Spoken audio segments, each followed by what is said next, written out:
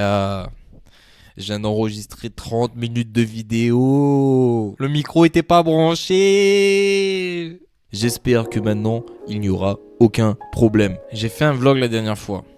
Un vlog foire aux questions parce que j'avais pas d'idée sur qu'est-ce que je pouvais filmer, etc. En plus, quelqu'un m'a demandé dans les commentaires, c'est quoi comme sport? Et moi, je me suis dit, ah ouais, c'est vrai, il y a des gens qui connaissent pas c'est quoi le jiu-jitsu brésilien. J'ai pas répondu tout de suite en commentaire. Il y en a un de vous qui est parti lui répondre. C'est du judo hollandais. J'ai vu le commentaire, je me suis dit il fallait que j'intervienne. Donc foire aux questions, je vais répondre à certaines questions. J'espère que ça va bénéficier à la majorité. Et puis c'est parti. Voilà, troisième fois, on retourne la vidéo. Le vlog me plaisait pas. Deuxième fois, le micro était pas branché. Je pense que là, on est bon. Première question. Première question très simple. C'est quoi le jiu-jitsu brésilien? C'est quoi comme sport et c'est quoi le jiu-jitsu brésilien? C'est quoi comme sport? C'est du jiu-jitsu brésilien. Jiu-jitsu brésilien. C'est quoi le but du jiu-jitsu brésilien? C'est un sport de combat basé sur le contrôle de l'adversaire et le but final étant de soumettre l'adversaire avec des clés articulaires ou alors des étranglements. Le jiu-jitsu, c'est un sport qui est un peu différent des sports qu'on a l'habitude de voir, des sports de combat qu'on a l'habitude de voir. Pourquoi ? Parce qu'il y a énormément de combats au sol. Dans la grande majorité des arts martiaux ou des sports de combat, le combat est debout. Il y a des percussions. Dans le jiu-jitsu, il n'y a pas de percussions, que du contrôle. Et comme je disais, la majorité des sports de combat se passe debout. Ici, le but, c'est d'amener le combat au sol. Il y a des phases de jeu debout, mais qui représentent une petite partie du combat. 10% de combat debout, 90% de combat au sol. Et quand je dis 10%, des fois, c'est beaucoup. Donc, voilà, le jiu-jitsu brésilien, résumé, c'est quoi? Pour se faire une idée, ça va être très grossier, hein, parce que les puristes ils vont me dire non, c'est pas ça du tout, et qu'est-ce que tu racontes? Pour faire très grossier, c'est un mélange entre la lutte pour certaines amenées au sol et le contrôle, et le judo. Judo pour, encore une fois, certaines amenées au sol, et le combat qui se passe au sol dans le judo Newaza, par exemple. Du coup, j'espère que ça, c'est plus clair pour les gens qui nous écoutent et peut-être pour les gens qui découvrent la chaîne. Deuxième question. Où peut-on acheter des straps? Et la question qui va suivre et qui va enchaîner tout de suite avec, c'est comment on se strappe les doigts.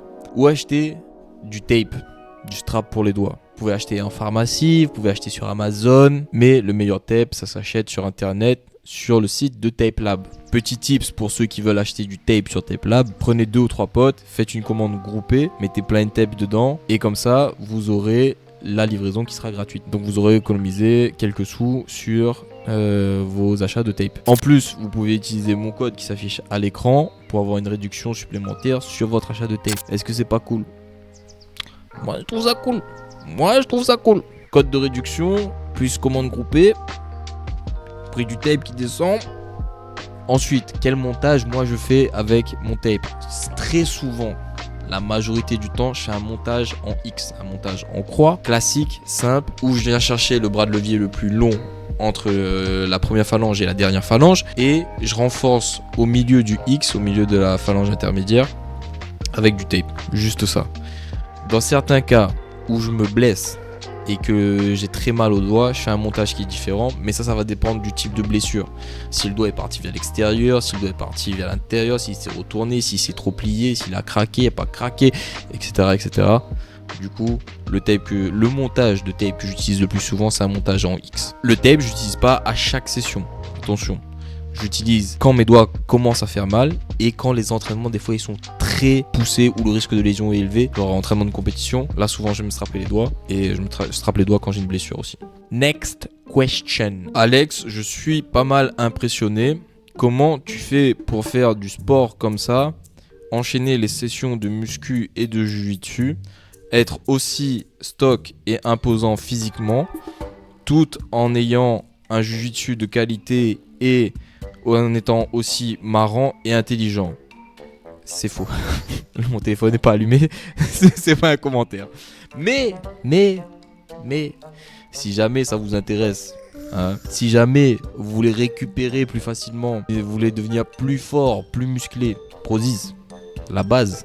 Est-ce que vous savez que j'ai fait 3 packs de compléments alimentaires sur Prozis, un pack basique, un pack intermédiaire, un pack avancé en fonction de votre intensité à l'entraînement pour récupérer plus facilement et pour augmenter un peu vos performances physiques. Vous retrouverez les liens en bas dans la description. Ce sont des suppléments alimentaires simples mais qui vous apportent énormément en termes de récupération. Imaginez, vous faites première séance d'entraînement de compétition ou un entraînement un peu poussé. Le lendemain, tout le monde arrive. Ah, j'ai mal à l'épaule. Ah, mon dos fait mal. Et moi, c'est les muscles, mes avant-bras. Vous êtes là, super héros, vous arrivez. Quand est-ce qu'on recommence? Vous vous entraînez plus. Au final, vous devenez meilleur. Pourquoi? Parce que vous avez récupéré. Eux, non. Next question. Il y en a un qui a vraiment posé la question. T'aurais quoi comme complément alimentaire de base à conseiller? Là, ça, c'est une vraie question. C'est écrit là. Complément de base, pack basique, protéines, créatine, vous trouverez tout ce qu'il faut en description. Next question. Sur une des vidéos de Madside, il y a quelqu'un qui a écrit « Vraiment cool la vidéo, merci pour ton analyse, mais je comprends pas c'est quoi esgrima ».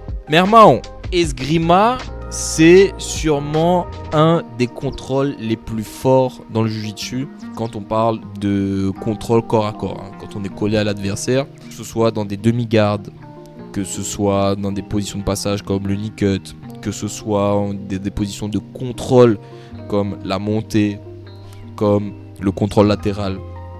L'esgrima, c'est le bras qui vient chercher sous l'aisselle, mais pas que. C'est quand l'épaule va sous l'aisselle de l'adversaire. Contrôle, pec contre pec, épaule sous l'épaule, l'aisselle de l'adversaire. Ça, c'est une esgrima. Et ça offre énormément de contrôle. Souvent, je vois les judokas qui font un contrôle où ils prennent juste la tête de l'adversaire comme ça. Ça au jiu-jitsu, frérot. Fais ça au jiu-jitsu, l'autre, il prend ton dos. Et tu sais ce que ça veut dire quand quelqu'un prend ton dos au jiu-jitsu? Ça veut dire que quelqu'un est à ça de te finaliser. Que ce soit le bras, étranglement. Des fois, si vous tombez sur des barbares, ils ont plus rien à perdre. Ils sont là, ils sont dans votre dos. Vous savez c'est quoi un crossface? Dans les règles, quand c'est en dessous du nez, c'est étranglement. Est-ce que vous savez c'est quoi la sensation quand il y a quelqu'un qui prend son avant-bras comme ça et qui passe, qui croise votre visage, il commence à serrer. Vous avez l'impression que votre mâchoire va se décrocher. Hein? Donc, si moi j'étais vous, je ferais pas un contrôle juste avec la tête. J'irais chercher l'esgrima. Vous avez l'esgrima, vous avez tout gagné dans ce genre de position. Next question. Là, c'est prépa physique. Salut, le hip thrust, tu conseillerais de le mettre dans push ou dans legs? Alors, tout ce qui est au-dessus de la ceinture, session haut du corps, push et pull. Tout ce qui est en bas de la ceinture, session legs, il n'y a que les jambes dans les sessions legs. Jambes, fessiers, et si vous êtes fou, vous mettez mollets aussi. Vous avez compris que dans le jiu-jitsu, on n'a pas besoin de mollets. Parce que les mollets, c'est pour les gens qui courent. Les gens qui courent, c'est les gens qui fuient. Et nous, on fuit pas le combat. L'adversité, on l'affronte, on reste droit, on est courageux. Moi d'ailleurs, j'ai changé mes entraînements. Les vidéos que j'avais mis en ligne, elles sont plus d'actualité. Mes entraînements ont changé. Depuis que j'ai la ceinture marron, j'ai besoin d'un peu plus d'endurance dans les jambes. Les rounds de 8 minutes, c'est 1 minute de plus. Mais 1 minute de plus à passer la garde là. C'est fatigant. Sans compter le fait qu'il va falloir faire énormément gaffe au placement des jambes, comment tu places tes pieds, tout le temps faire de la force avec ses jambes, parce que ceinture marron ça veut dire quoi? Ça veut dire clé de genou, ça veut dire kimura de cheville. Du coup on peut pas faire d'erreur sur le placement des jambes, etc., sur le placement des pieds, et du coup ça veut dire énormément contraction constante des cuisses. 8 minutes, l'horreur. Donc moi il me faut plus d'endurance. Je veux garder quand même mon explosivité, ma puissance et ma force brute, mais je veux plus d'endurance. Ce que j'ai fait, c'est que j'ai séparé mes deux sessions. Avant, je faisais entraînement chaîne antérieure, entraînement chaîne postérieure. Maintenant, je fais première session où je mets que des exercices lourds, squat, soulevé de terre et hip thrust, que 3 exercices. En 5x5, 5 séries de 5 répétitions. J'augmente le poids au fur et à mesure. Deuxième séance de jambes, séance endurance où là je fais des exercices mono-articulaires avec extension, leg curl, des fois je fais des fentes avant, c'est pas mono-articulaire mais pour un poids qui est pas hyper lourd, et je commence à faire des fentes avant le plus possible pour brûler mes jambes, pour augmenter ma résistance à l'acide lactique et être plus endurant pendant mes rolls. Si ça vous donne des pistes de réflexion, tant mieux. Next question. Question suivante. Pas de question en fait. Voilà, c'est tout pour cette vidéo. J'espère qu'elle vous a plu, différente de d'habitude hein. Mais bon, on fait avec les moyens qu'on a et avec l'inspiration du jour aussi. Si la vidéo vous a plu, n'hésitez pas à vous abonner à la chaîne, partager la vidéo avec vos potes du Jiu-Jitsu, laissez-nous des fingerlocks. Autre question, il y a un gars qui dit ouais, concept de la chaîne est top. Je comprends pas pourquoi vous n'avez pas percé encore. Bon, on n'a pas percé parce que les gens partagent pas. On n'a pas percé. On n'a pas percé parce que l'algorithme ne pousse pas. Donc si vous nous aidez, nous on perce, il y a plus de contenu, plus de Jiu-Jitsu, plus à chaque fois. C'est un je donne, tu donnes. Vous voyez? Donc voilà. Sur ce, je vous dis à très bientôt pour une autre vidéo. Ciao, portez-vous bien, peace, ous.